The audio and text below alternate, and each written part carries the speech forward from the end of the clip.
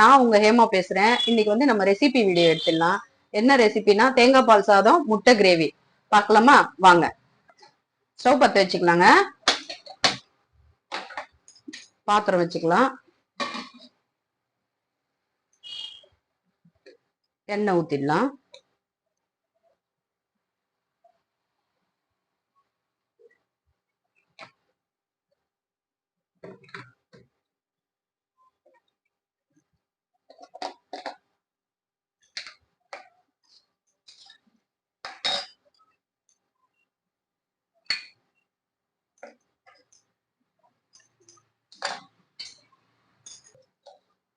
இந்த அளவுக்கு ஒரு வெங்காயம் எடுத்துக்கலாம்.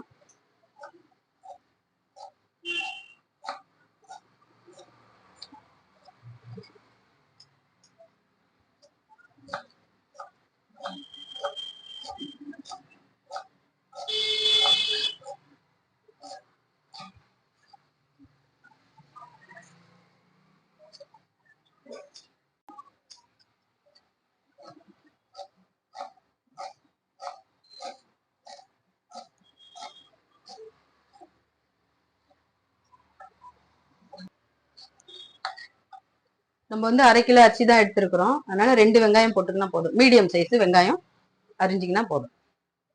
இப்போ எண்ணெய் காஞ்சிச்சு, வெங்காயம் போட்டுடலாம்.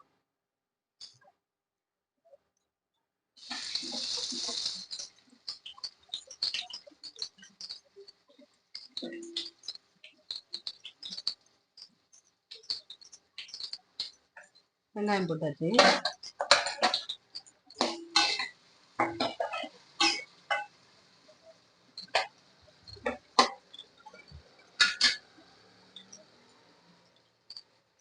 வந்து 5 பச்சை மிளகாய் இல்ல 6 பச்சை மிளகாய் போட்டுக்கலாம்.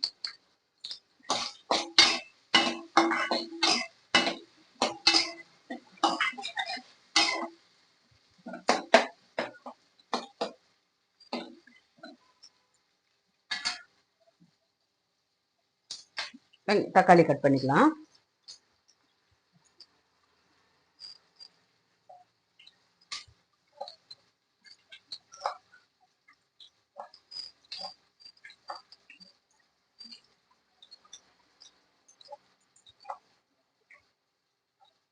தேங்காய் பால் சாதத்துக்கு வந்து கொஞ்சம் கம்மியாவே தக்காளி போட்டுக்கோங்க, நிறைய போடாதீங்க. நம்ம 1.5 தக்காளி தான் அரிஞ்சிருக்கிறோம். நம்ம வந்து 1/2 கிலோ அரிசி தான் போட்டிருக்கோம். அதனால 1.5 தக்காளி, 2 மீடியம் சைஸ் வெங்காயம். அது நல்லா வதங்கட்டும்.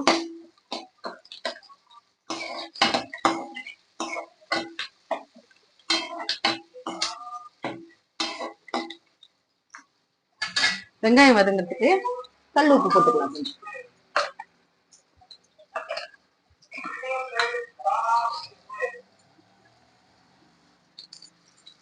வெங்காயம் வதங்கிறதுக்காக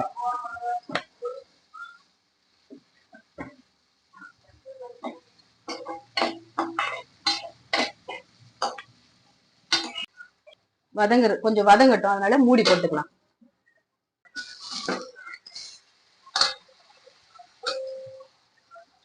இப்ப வந்து புதினா ஒரு கைப்பிடி அளவுக்கு போட்டுக்கலாம்.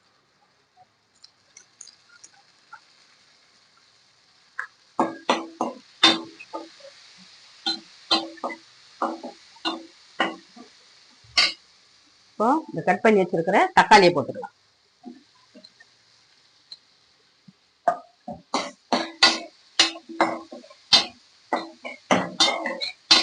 ஸ்பைசஸ் போடலே நினைக்காதீங்க. நான் வந்து எல்லாம் கரம் மசாலா, எல்லா ஸ்பைசஸ் போட்டு அரைச்சி வச்சிருக்கிறேன். கரம் மசாலா அது போட்டுக்கலாம்.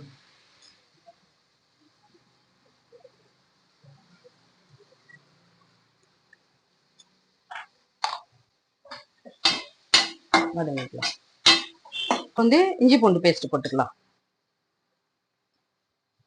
பெரிய இந்த சைஸ் ஸ்பூனு, ஒரு 1.25 ஸ்பூனு வதங்கின்னு இருக்கட்டும்.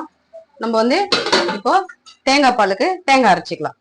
இது வந்து அரை முடி தேங்காய், அரை முடி, 1/2 கிலோ அரிசின்றதுனால கொஞ்சோண்டு முந்திரி,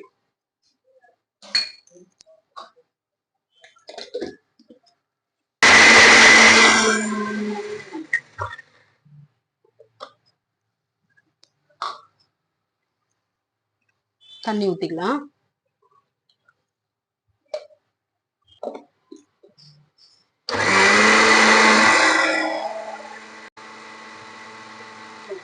அரைச்சாச்சு, தேங்காய் அரைச்சாச்சு. இப்ப வந்து இது நம்ம வடிகட்டிக்கலாம். தேங்காய் வடிகட்டிக்கலாம். இந்த மாதிரி ஒரு வடிகட்டில வடிகட்டிக்கோங்க.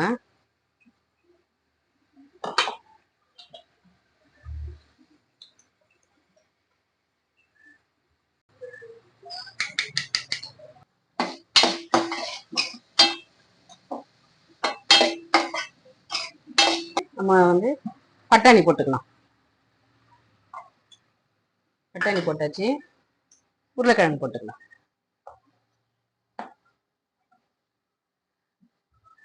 ரொம்ப பெரிய உருளைக்கிழங்கு இருக்கிறதுனால கொஞ்சம் நம்ம எடுத்து வச்சுக்கலாம். இப்போ கொஞ்சம் கொத்தமல்லி போட்டுக்கலாம்.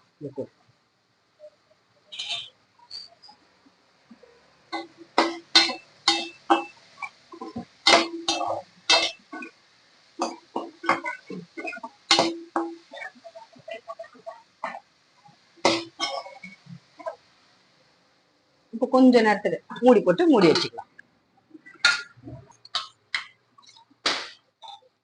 நம்ம வதங்கிச்சான்னு பார்த்துக்கலாம்.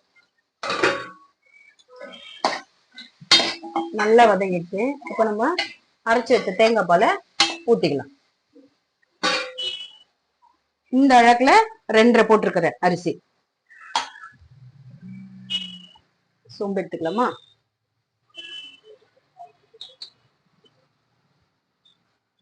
இப்போ தேங்காய் பாலை நம்ம அளந்து ஊத்திக்கலாம்.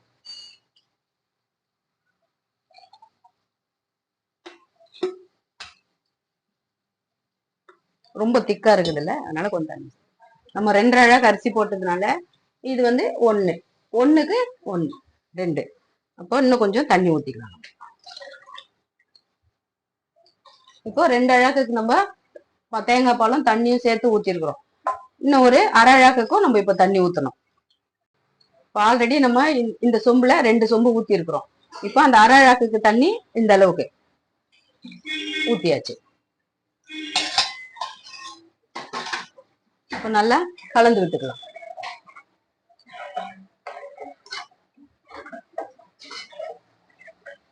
உப்பு பார்த்துக்கலாம். நம்ம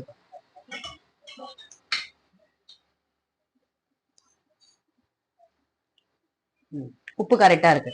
இப்போ அது ஒரு 5 நிமிஷம் கொதி வர வரைக்கும் நம்ம தட்டு போட்டு மூடிக்கலாம். முட்டை கிரேவி பண்ண போறோம் நம்ம, அதனால அது கொதி வர்றதுக்குள்ளார இதை நம்ம கட் பண்ணி வச்சுக்கலாம். வெங்காயம் இந்த மாதிரி நீல வாக்குல கட் பண்ணிக்கோங்க. முட்டை கிரேவி நல்லா இருக்கும் இந்த மாதிரி நீல வாக்குல கட் பண்ணி செஞ்சோம்னா.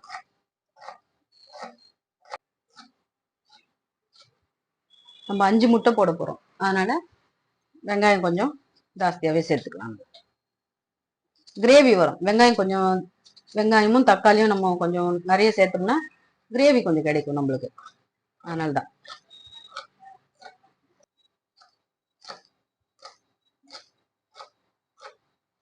இப்படி தள்ளி வச்சுக்கலாம். தக்காளி கட் பண்ணிக்கலாம்.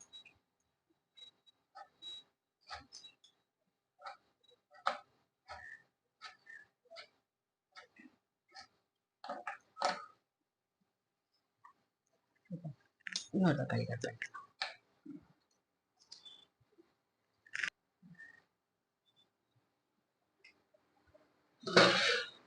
நல்லா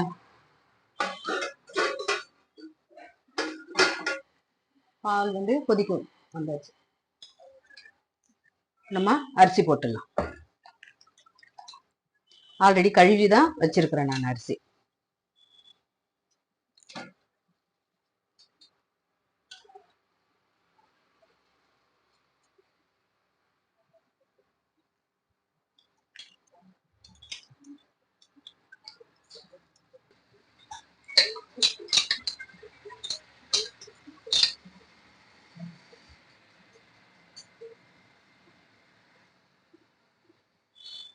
அரிசி போட்டாச்சுங்க. ரொம்ப வந்து லைட்டா இப்படி கிளறி விட்டுக்கலாம். லைட்டா அரிசி உடையாம லைட்டா கிளறி விட்டுக்கலாம். அரிசி வந்து நான் 20 நிமிஷம் ஊற வச்சிருக்கிறேங்க. நம்ம மூடி போட்டாச்சு. மூடி போட்டு கொஞ்ச நேரம் ஃபாஸ்டா ஏறிட்டோங்க. ஒரு வெயிட்டுக்காக நம்ம கொஞ்சம் தண்ணி பிடிச்சி மேல வச்சுக்கலாம். வெயிட்டுக்காக கொஞ்சம் அந்த சுத்தி வெளியே ஆவி வராம இருக்கும்ல, அதனால வெயிட்டுக்கு தண்ணி வச்சு. இப்போ நம்ம முட்டை கிரேவிக்கு ஸ்டவ் பற்ற வச்சுக்கலாம். ஸ்டவ் பற்ற வச்சுக்கலாங்க. கடாய் காயட்டும்.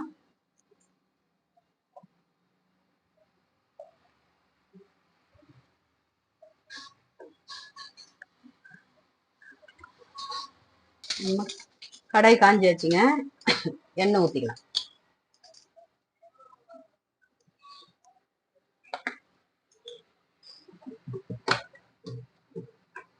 அஞ்சு முட்டை 50 கிராம் எண்ணெய் இருக்கும். கொஞ்சம் கூட கூட இருக்கும். எண்ணெய் ஊத்தியாச்சு.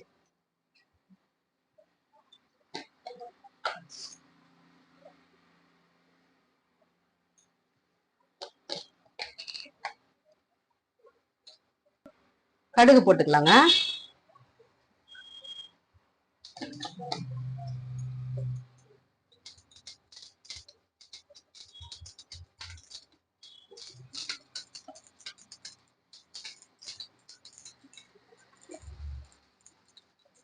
கடுகு பொரிஞ்சிச்சு. வெங்காயம் போட்டுக்கலாம். போடும் போதே கொஞ்சம் அப்படியே பிரிச்சு விட்ட மாதிரி வெங்காயத்தை போட்டுக்கலாம்.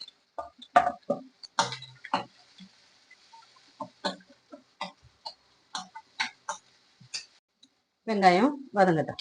ஒரு தட்டு போட்டு நம்ம மூடி வச்சுக்கலாம். கொஞ்ச நேரம் இந்த மாதிரி வதங்கி வரும்போது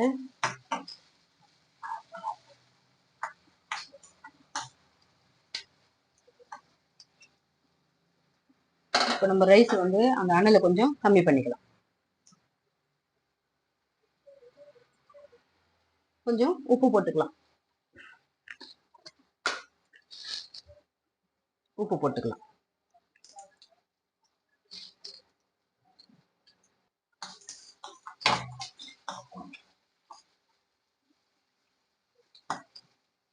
இது வந்து இஞ்சி பூண்டு ஒரே ஒரு பச்சை மிளகாய் நசுக்கி வச்சிருக்கிறேன். அது கொஞ்சம் இப்படி போட்டுக்கலாம். அது பச்சை மிளகாய் ஒரு ஃப்ளேவருக்காக போடும். போட்டு கொஞ்சம் வதக்கி விட்டுக்கலாம்.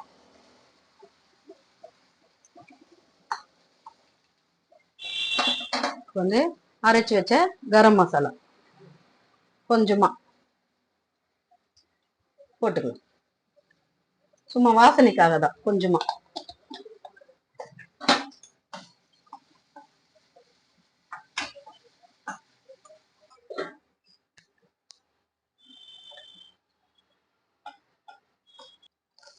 கொத்தமல்லி கொஞ்சம் கட் பண்ணி நம்ம எடுத்து வச்சுக்கலாம்.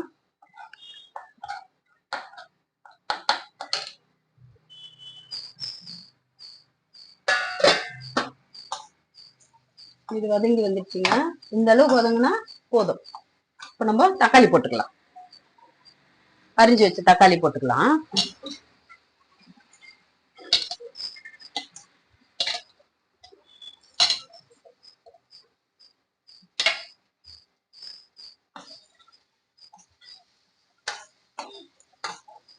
தக்காளி போட்டு சும்மா லைட்டா 2 கிளறி இப்படி கிளறிட்டு நம்ம வந்து ஒரு மூடி போட்டு மூடிட்டோம்னா அது அப்படியே கொஞ்ச நேரம் நல்லா வதங்கி வரும்.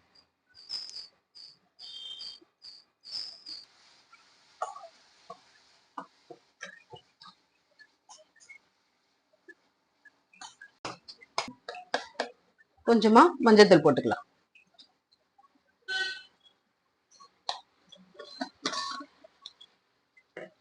மஞ்சத்தூள் போட்டு கொஞ்சம்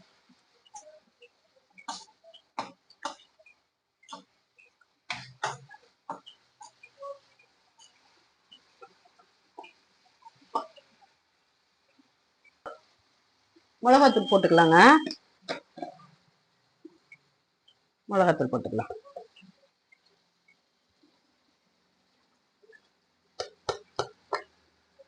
ஒரு 1.5 ஸ்பூன் தான் இருக்கும் அந்த மிளகாத்தூள். போட்டுக்கலாம்.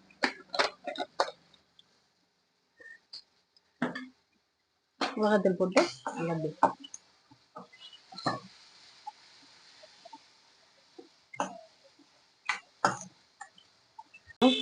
சிம்ல வச்சுக்கலாம். சிம்ல வச்சுட்டு தட்டு போட்டு ஒரு 2 நிமிஷம் மூடி வச்சுக்கலாம். அதுக்குள்ள சாப்பாடு ஏறி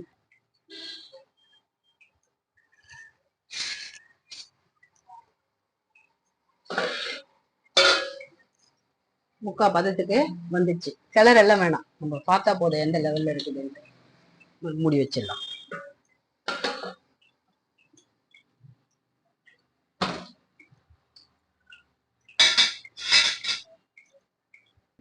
இப்போ நல்லா முட்டை மசாலா வந்து கிரேவி வந்து நல்லா வதங்கி வந்துடுச்சு.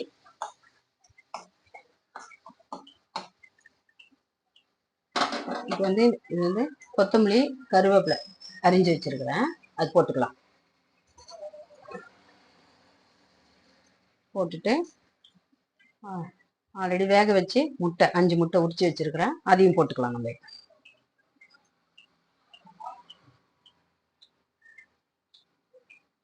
முட்டை போட்டாச்சு. போட்டு லைட்டா, ரொம்ப கிளறாதுங்க, லைட்டா அப்படி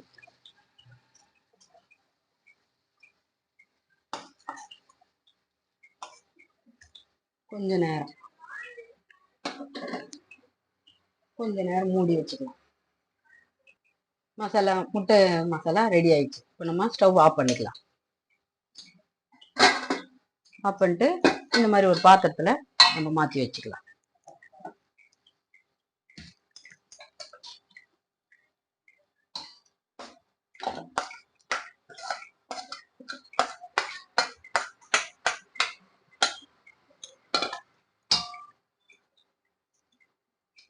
ரெடி ஆயிடுச்சு நல்லா. இப்போ நம்ம ரெடி ஆயிடுச்சான்னு பார்க்கலாம். நல்லா அழகா வந்து கரெக்டா வந்துருக்குது சாப்பாடு. போதும், ஆஃப் பண்ணிடலாம், ஸ்டவ் ஆஃப் பண்ணிடலாம்.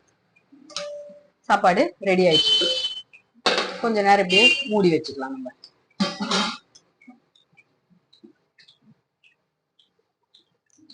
இப்போ சாப்பாடு ரெடி ஆயிடுச்சு, முட்டை கிரேவியும் ரெடி ஆயிடுச்சு.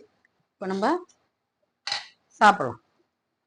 அழகா நல்ல அழகா தேங்காய் பால் சாதம் நல்லா சூப்பரா வந்திருக்கு.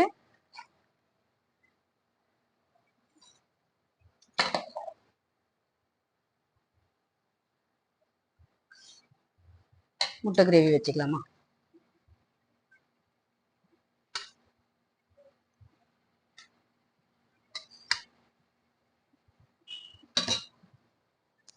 இதே போல நீங்களும் தேங்காய் பால் சாதமும் முட்டை கிரேவியும் செஞ்சு சாப்பிட்டுட்டு எப்படி இருந்துச்சுன்னு சொல்லுங்க. நான் செஞ்ச அதே அளவுலயே செய்யுங்க, நல்லா சூப்பரா வரும். தேங்க்யூ.